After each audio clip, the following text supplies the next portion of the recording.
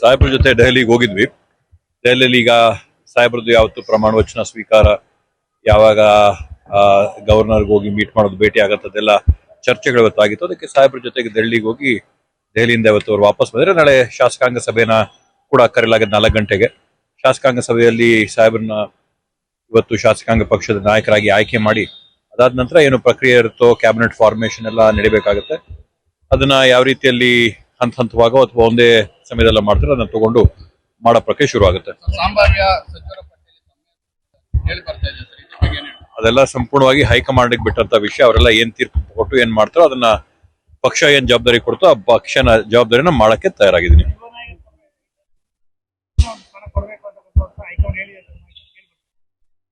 ಸಹಜವಾಗಿ ಈ ಬಾರಿ ಒಂದು ನೂತನವಾದಂತ ರೂಪನ ಕೊಡಬೇಕು ಸಚಿವ ಸಂಪುಟಕ್ಕೆ ಅನ್ನೋ ಒಂದು ಹಿನ್ನೆಲೆಯಲ್ಲಿ ಯುವಕರಿಗೆ ವಿಶೇಷವಾಗಿ ಅವಕಾಶ ಕೊಡಬೇಕು ಅಂತಿದೆ.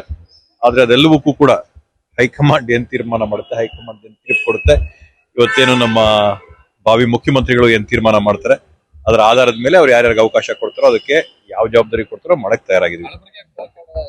ಈ ಹಳಬರ್ಗೆ ಹೊಸಬರಿಗೆಲ್ಲ ಗೊತ್ತಿಲ್ಲ, ಬಟ್ ಏನ್ ಅವಕಾಶ ಆಗುತ್ತೋ ಆಗುತ್ತೆ. Thank you.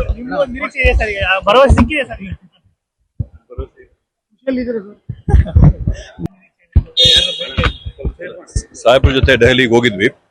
ದೆಹಲಿಯಲ್ಲಿ ಈಗ ಸಾಹೇಬ್ರದ್ದು ಯಾವತ್ತು ಪ್ರಮಾಣ ವಚನ ಸ್ವೀಕಾರ, ಯಾವಾಗ ಗವರ್ನರ್ಗೆ ಹೋಗಿ ಮೀಟ್ ಮಾಡೋದು, ಭೇಟಿ ಆಗತ್ತದೆಲ್ಲ ಚರ್ಚೆಗಳು ಇವತ್ತಾಗಿತ್ತು. ಅದಕ್ಕೆ ಸಾಹೇಬ್ರ ಜೊತೆಗೆ ದೆಹಲಿಗೆ ಹೋಗಿ ದೆಹಲಿಯಿಂದ ಇವತ್ತು ಅವ್ರು ವಾಪಸ್ ಬಂದ್ರೆ ನಾಳೆ ಶಾಸಕಾಂಗ ಸಭೆನ ಕೂಡ ಕರೆಯಲಾಗಿದೆ 4 ಗಂಟೆಗೆ.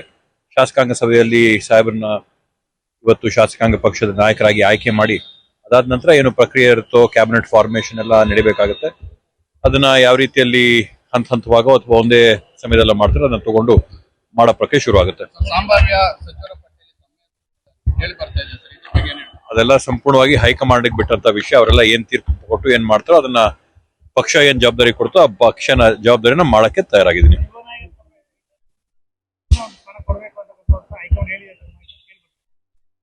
ಸಹಜವಾಗಿ ಈ ಬಾರಿ ಒಂದು ನೂತನವಾದಂತ ರೂಪನ ಕೊಡಬೇಕು ಸಚಿವ ಸಂಪುಟಕ್ಕೆ ಅನ್ನೋ ಒಂದು ಹಿನ್ನೆಲೆಯಲ್ಲಿ ಯುವಕರಿಗೆ ವಿಶೇಷವಾಗಿ ಅವಕಾಶ ಕೊಡಬೇಕು ಅಂತಿದೆ.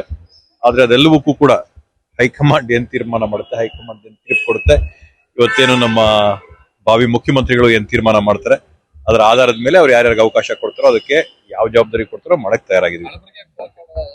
ಈ ಹಳಬರ್ಗೆ ಹೊಸಬರಿಗೆಲ್ಲ ಗೊತ್ತಿಲ್ಲ, ಬಟ್ ಏನ್ ಅವಕಾಶ ಆಗುತ್ತೋ ಆಗುತ್ತೆ. Thank you.